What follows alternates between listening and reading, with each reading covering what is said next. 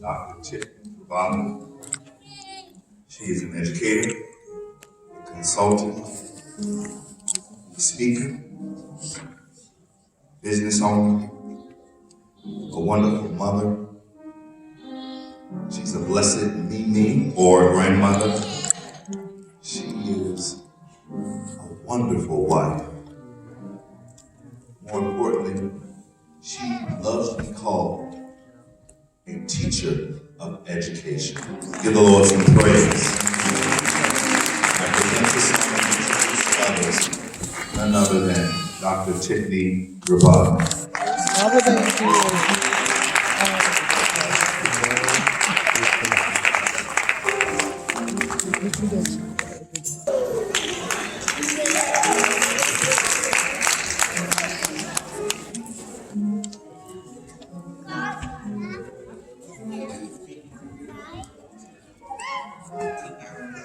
Choir.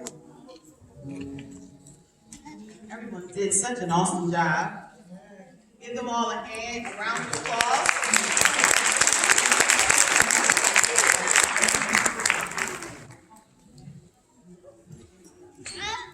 Good evening. Good evening, everyone. Good evening. I hope the young people are in the room, because this is for you. I apologize for the lateness of the hour.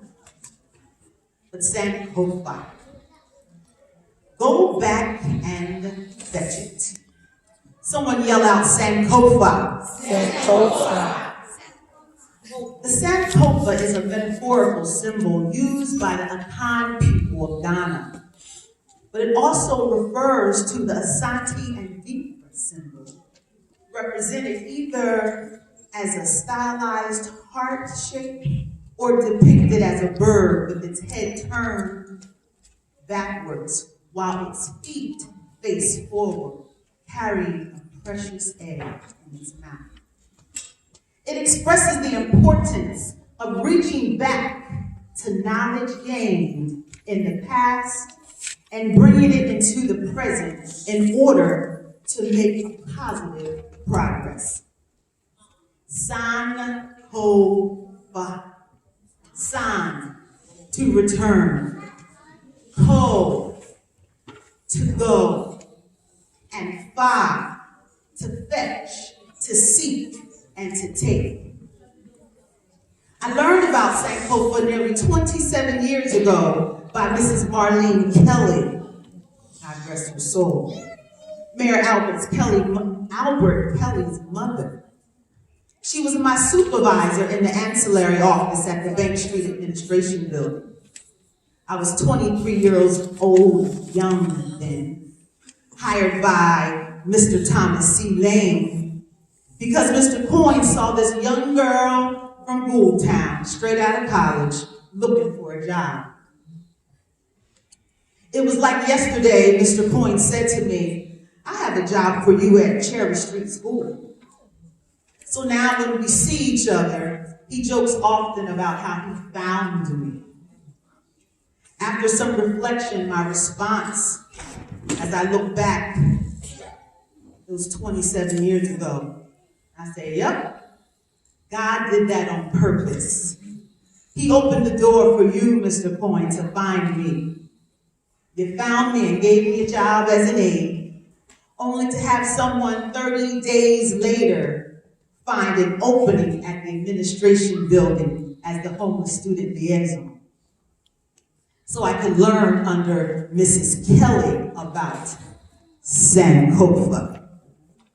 See, young people, I encourage you to take nothing for granted and understand that every encounter that you have is not by happenstance.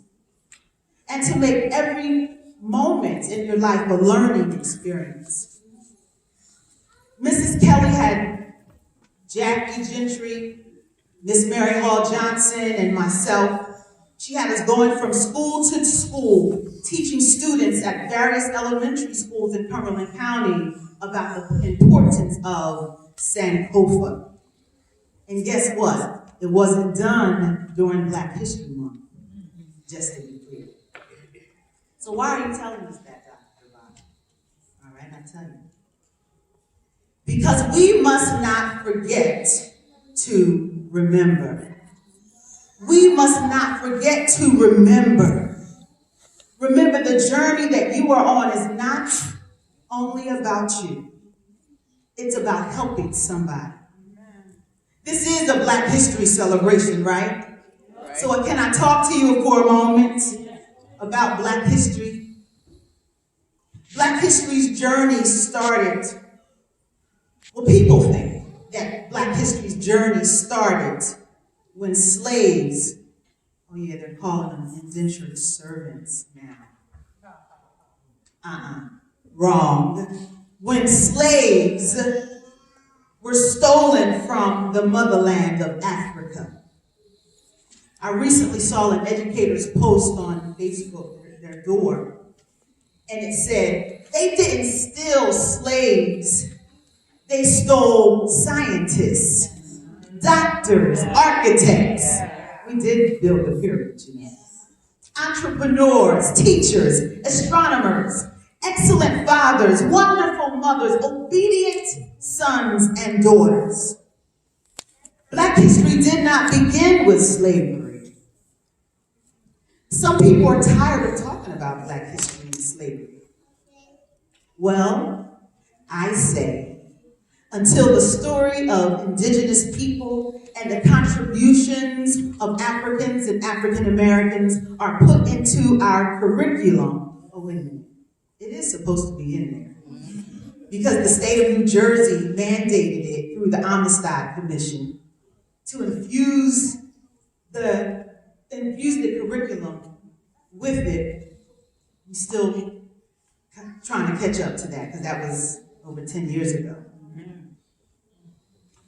Some people are tired of talking about Black history and slavery, but until the story, again, of the indigenous people and the contributions of Africans and African Americans are truly taught and valued as American history, we cannot stop celebrating, teaching, and learning to SANKOFA.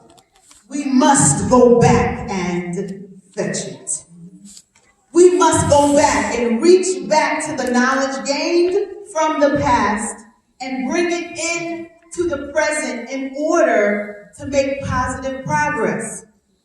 We must not forget to remember. So thank you, Ms. Jackie Gentry and your team of young people for continuing to push for this invaluable event. The African American Club, thank you. Thank you to Principal Delente for promoting this at your school. So what do I want you to remember tonight?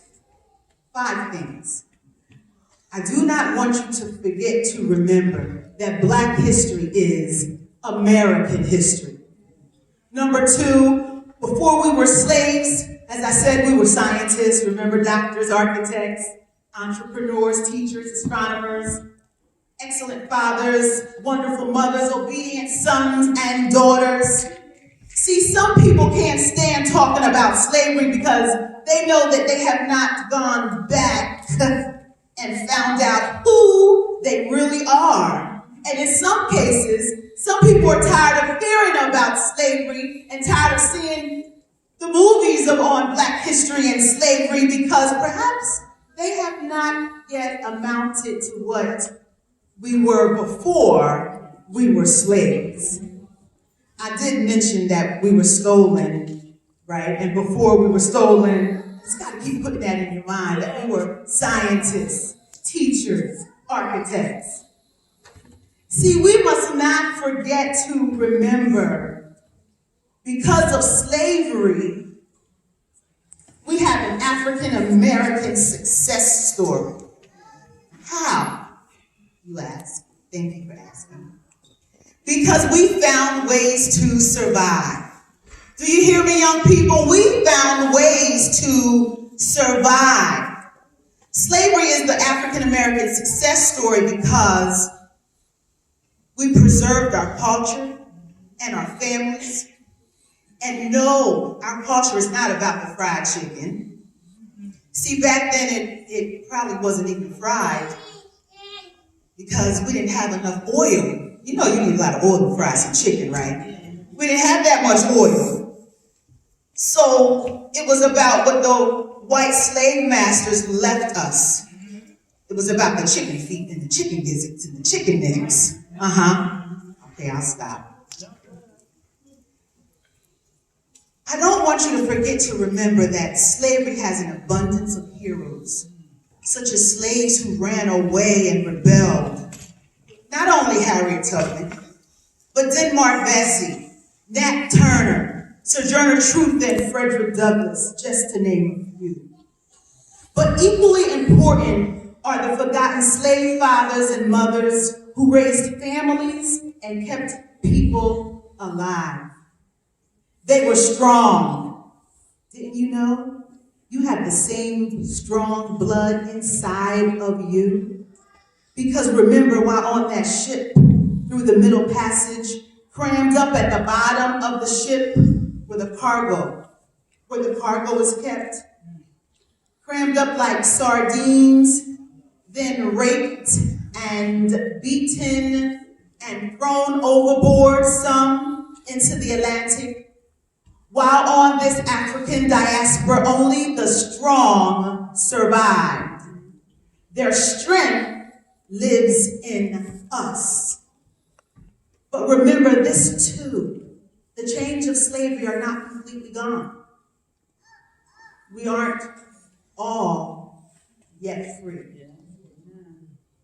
See, mass incarceration of people of color exists. Systematic and institutional racism exists. It is real. So at events like this, we must be reminded that there is a great diversity within the Black community, and it needs the glue of the African American past to remind us of not just how far we have traveled, but how far we still need to go. So don't forget to SANKOFA. Don't forget to remember who you are and where you came from. Because before we were slaves, we were kings and queens, warriors, like the ones the Greeks note as the Candace queens of ancient Kush. Let us not forget to remember Queen Nefertiti. She is a prominent queen from ancient Egypt. Her name means a beautiful woman has come. She left a legacy of strength, beauty, and power. Then there's Queen of Sheba, Makeda. She was a queen of incredible strength. Oh, and Queen Amenutu. She was a great Hansu warrior. She is well known for her warrior princess characteristics. And how about Queen Nzinga? She too was a warrior and known for her strength. If they were queens, that means you were what? A queen. A princess, a duke, a prince. SANKOFA, go back and fetch it. And don't forget who you are. And don't forget our history. That's the third thing I want you to remember. You came from kings and queens. Now, I know I only mentioned the Black queens, but there are a plethora of many Black kings that you came from. But you can go back into SANKOFA and read them, all right? For the sake of time. Go back and fetch it. Go back and get that knowledge. It's worth it to find out who they were. I believe when young people know who they are, where they originated, and what our ancestors had to endure, they pull their pants up from around their behinds. If they knew, they'd walk tall and act in a way that will make their ancestors proud. Because gang banging and drug slinging would not even be in the equation of our community if they were taught who they really were. See, I grew up in this area. I experienced trauma. I had an adverse childhood experience, thus even got wrapped up into the statistics of Cumberland County when I became a teenage mother at the tender age of 16. But it was my mother and my village who reminded me of who I was and whose I am. See, my ancestors were African kings and queens, but I am a child of the King. I am a child of God. Amen. She and my village made sure that I knew that and that I did not become a product of my environment. Yes, I went to Cumberland Regional, which at the time they called Maternity Regional during my time. I came from Goultown, right outside of it, where they said we wouldn't amount to much of anything. But I had a war cry like my ancestors. Anyone remember the Lion King? Pumbaa's war cry? They call me Mr. Pig. Well, it is that reference to the scene in the 1967 In the Heat of the Night where Sidney Poitier says, they call me Mr. Tibbs. So I had to remember that good things can come out of Bridgeton. They call me Dr. Roboto. And I am my ancestors' wildest dreams. And I am one of their greatest accomplishments. No, I am not being boastful. But as you heard Dr. Amanda Nachatam say that they had to use that faith, I am their living proof of that faith. I just had to find out who I was. Don't forget to remember. See, I'm a firm believer when young people know who they are, where they originated, and what our ancestors had to endure. They not only pull their pants up from around their behinds, they walk tall and act like they look. I tell my students at Cherry Street every day and all the time, you look handsome, you're beautiful, you're intelligent, act like you look. See, we have to teach young people that the way they depict us on TV and on social media as thugs and being disrespectful and ignorant, yeah, I said ignorant. That's not who we are. It's not about getting the dollar bills, y'all. It's not about that. Many young, misguided black and brown boys think it's all about the money and the cars. They're too busy trying to get that fast money in order to drive around in the Land Rovers, not understanding or realizing that they could be landlords and landowners. That is who we are. So number 4, if our ancestors can endure the Middle Passage, young people, they can be beat and raped and slaughtered and lynched. Only the strong survived. If they can survive Jim Crow laws, no laws, civil rights, no rights, police brutality, the new slavery of mass incarceration, racism, colorism, if they can survive all of that, who are you to fail? Who are you to fail? Don't forget to remember, number 5, it's going to take perseverance to survive. Doors will not just fly open for you and let you walk in. You're going to have to fight the various systems and fight hard to get ahead by researching and seeking out scholarships and opportunities and information that may be available to others and not to you. So be a fighter for knowledge and be determined to succeed no matter what. So I leave you with this Langston Hughes poem. Well, son, I tell you, life for me ain't no crystal stair. It's had its tacks in it, and splinters, and boards all torn up, and places with no carpet on the floor, bare. But all the time, I've been a climbing, and a reaching, and landing, and turning corners, and sometimes going in the dark, where there ain't been no light. So boy, don't you turn back when it gets hard.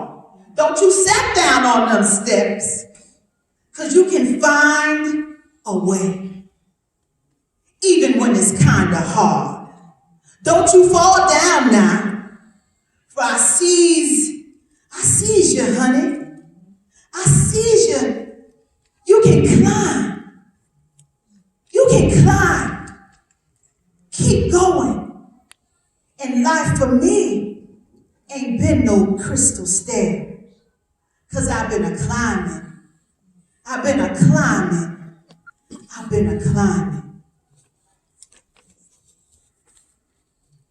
Don't forget to remember. Don't forget to remember. So can you please stand with me, everybody? Grab your neighbor by the hand. If I can have Miss Jackie, Anita,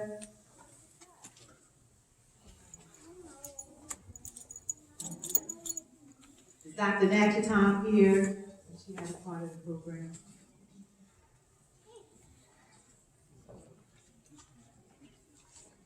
I'd like you to link up with somebody next to you. And I'd like us to end with this quote by civil rights activist, former Black Panther, Assata Shakur. Let's resonate the auditorium by reciting in a low voice at first, and then each time getting stronger and stronger. Link up, please, and repeat after me. It is our duty to fight for our freedom. It is our duty to fight for our freedom. It is our duty to win. It is our duty to win. We must love and respect one another. We must love and respect one another. We have nothing to lose but our chains. We have nothing to lose but our chains. It is our duty to fight for our freedom. It is our duty to fight for our freedom. It is our duty to win. It is our duty to win. We must love and respect one another. We must love and respect one another. We have nothing to lose but our chains. We have nothing to lose but our chains. It is our duty to fight for our freedom. It is our duty to fight for our freedom. It is our duty to win. It is our duty to win. We must love and respect one another. We must love and respect one another. We have nothing to lose but our chains. We have nothing to lose but our chains. It is our duty to fight for our freedom. It is our duty to fight for our freedom. It is our duty to win. It is our duty to win. We must love and respect one another. We must love and respect one another. We have nothing to lose but our chains. We have nothing to lose but our chains. We have nothing to lose but our chains. We have nothing to lose but our chains. We have nothing to lose but our chains. We have nothing to lose but our chains. Have an excellent evening. Thank you.